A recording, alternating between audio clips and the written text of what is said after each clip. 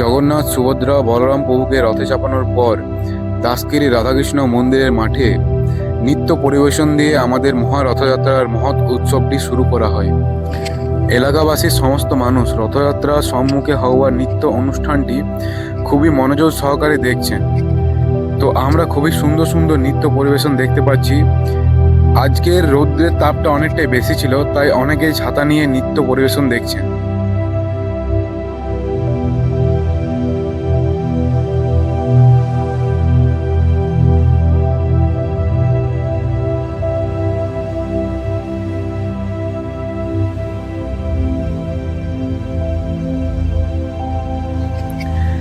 এরই মাঝে ছোট বাচ্চারা খুবই সুন্দর একটা নৃত্য পরিবেশন আমরা দেখতে পেলাম।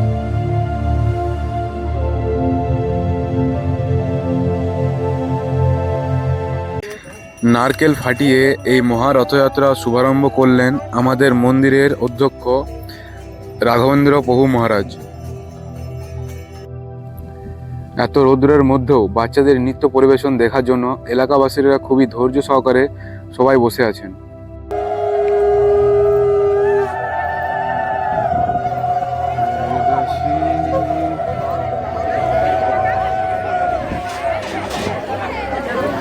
জগন্নাথ দেবের রথযাত্রা হিন্দু ধর্মের অন্যতম প্রাচীন ও বৃহত্তম উৎসব, যা প্রতি বছর উড়িষ্যার পুরীতে মহা সমারোহে পালিত হয়।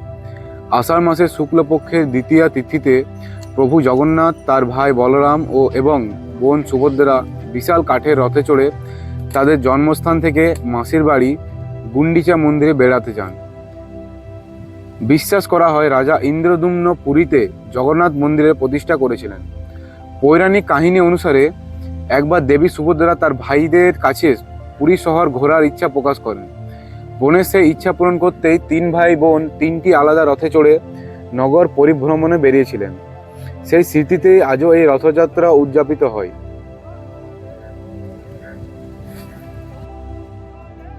রাম রাম হরে হরে, হরে কৃষ্ণ হরে কৃষ্ণ, হরে কৃষ্ণ কৃষ্ণ কৃষ্ণ হরে হরে, হরে রাম রাম রাম হরে হরে, হরে কৃষ্ণ কৃষ্ণ কৃষ্ণ হরে হরে, হরে রাম রাম রাম হরে হরে।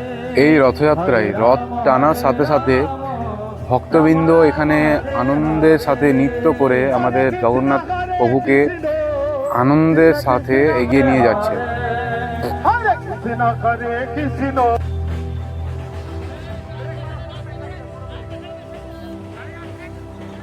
তো এই জায়গায় এসে আমাদের আরো একবার নৃত্য পরিবেশন শুরু হয়, যেটা দেখার জন্য প্রচুর পরিমাণে লোক একসাথে যোগ হয়েছেন। জগন্নাথ মন্দিরের গর্ভগৃহে সমস্ত মানুষের প্রবেশাধিকার থাকে না, কিন্তু রথযাত্রার দিন স্বয়ং জগন্নাথ প্রভু মন্দির ছেড়ে রাজপথে নেমে আসেন। ধনী দরিদ্র, জাতি ধর্ম বর্ণ নির্বিশেষে যে কেউ এই রশি টানাকে মানুষ পাপ মুক্তির পথ এবং আধ্যাত্মিক মুক্তির মাধ্যম বলে মনে করেন। এই সর্বজনীন সমতার বার্তাটি সব বয়সের ও সংস্কৃতির মানুষ আকর্ষণ করে। এখানে ছোট বাচ্চা থেকে শুরু করে বয়স্ক মানুষ সবাই ভারতীয় সংস্কৃতির এই ঐতিহ্যবাহী রথ টানে, কীর্তন ও নাচে অংশ নেয়। ছোট্ট শিশু থেকে শুরু করে বয়স্ক লোক সবাই এই মহা রথযাত্রার মহোৎসবে যোগদান করেছেন। জয় জগন্নাথ ধ্বনি তুলে সবাই খুবই শ্রদ্ধার সাথে রথকে এগিয়ে নিয়ে যাচ্ছে। জয় জগন্নাথ।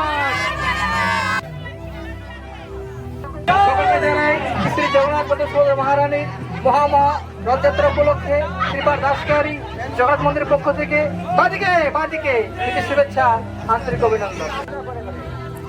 যেমন মানুষগুলি সামনে থেকে রথ পরিচালনা করছে, ঠিক তেমনি প্রত্যেকটা রথের ভেতরে একজন করে রথচালক রথটাকে এগিয়ে নিয়ে যেতে আমাদের সাহায্য করছেন।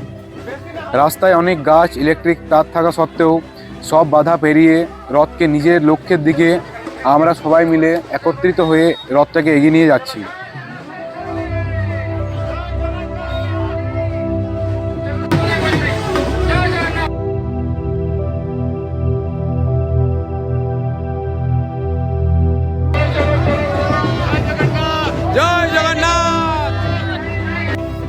শ্রী জগন্নাথ দেবের মূর্তি সনাতন ধর্মের অন্যান্য দেবদেবীর তুলনায় সম্পূর্ণ ব্যতিক্রমী ও অনন্য।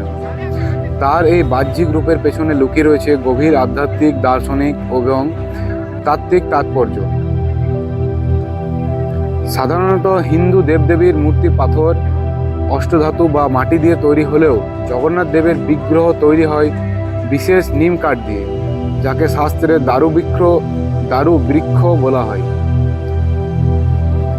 জগন্নাথ দেবের মূর্তিতে কোনো পা নেই এবং হাত দুটি কনুই বা কবজি পর্যন্ত বিস্তৃত, কোনো আঙুল বা তালু নেই। পৌরাণিক গল্প অনুযায়ী দেবশিল্পী বিশ্বকর্মা মূর্তি শেষ করার আগেই রাজা ইন্দ্রদ্যুম্ন ঘরের দরজা খুলে ফেলায় মূর্তিটি অসম্পূর্ণ থেকে যায়। জগন্নাথ দেবের সবচেয়ে আকর্ষণীয় বৈশিষ্ট্য হলো তার বড় বড় দুটি গোলাকার চোখ, যাতে কোনো চোখের পাতা নেই।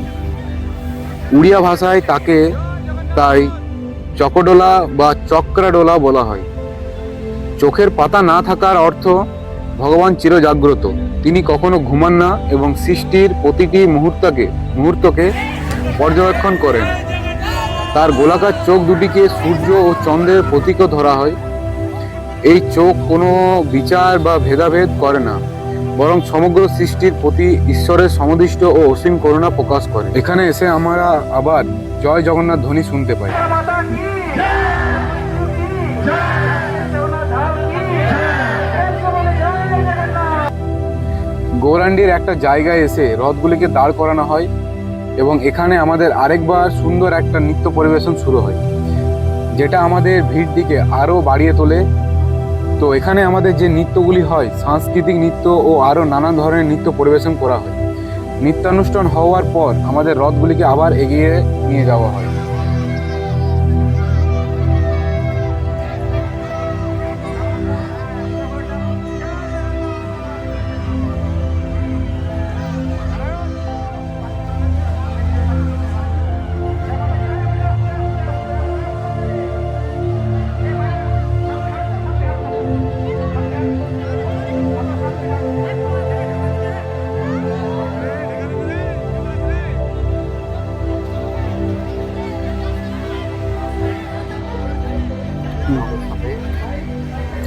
সমস্ত গৌরাণ্ডীর এলাকাবাসীর মানুষ আমাদের সাথে এই রথযাত্রায় যোগ দেন এবং এই রথযাত্রাকে আরও সুন্দরভাবে এই রথযাত্রাকে এগিয়ে যেতে আমাদের সাথে একই সাথে পরিচালনা করতে আরও আমাদের সাহায্য করেন।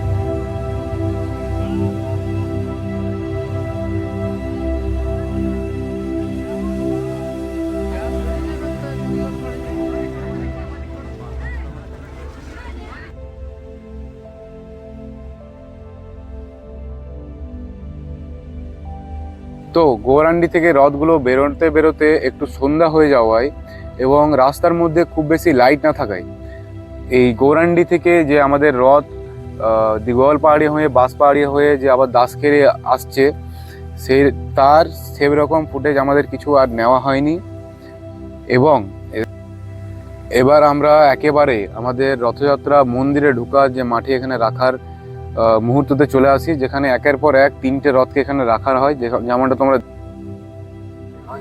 রথগুলোকে এখানে একের পর এক রাখার পরেই আমাদের শ্রী জগন্নাথ প্রভু, বলরাম প্রভু ও সুভদ্রা মহারানীকে মন্দিরের ভেতরে নিয়ে যাওয়া হয় এবং এরপরে আমাদের এই মহা রথযাত্রার মহা সমাগম এখানে আমাদের সম্পূর্ণ হয়।